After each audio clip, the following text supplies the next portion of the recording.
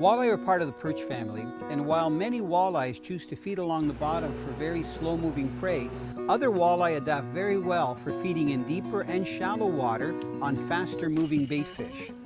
In many lakes, both walleye and perch live in the same area, and they also feed in the same locations.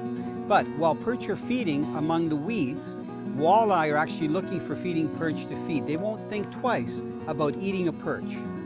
One of my favorite ways to target these walleyes that are feeding in shallow water around weed beds is to cast crankbaits that I can control the depth of. If it's early in the morning, I'll actually use a crankbait that has a UV finish, like a Rapala tail dancer. I find that UV finish really sticks out, and because the walleye are hunting, they're looking for anything that has the body profile and a little bit of wobble and flash as a perch that they're looking to feed on. Before I even start casting, I actually rely on my sonar and I look for these weedy areas on my chart, and I position my boat so that I can cast to the weeds and also parallel to the weeds. Once I have a good idea where the thickest part of the weed bed is, I'll make short casts just to the edge of the weeds, just in case there's some walleyes that are trying to penetrate right into the weeds where the perch could probably be feeding.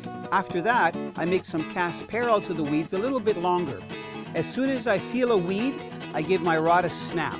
And a lot of times I'll do that and it'll end up being a walleye. So you always have to be ready. I tell people that you'll get a hit when you least expect it.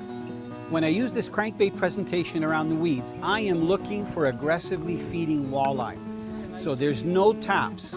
Either the fish engulfs the bait and it kind of feels like a weed, but then it's a dead weight and their head starts shaking, or it's a hit like a muskie or a pike and you've got a fish on. As soon as you do that, it's really important that you keep the pressure on and steer that fish away from the weeds.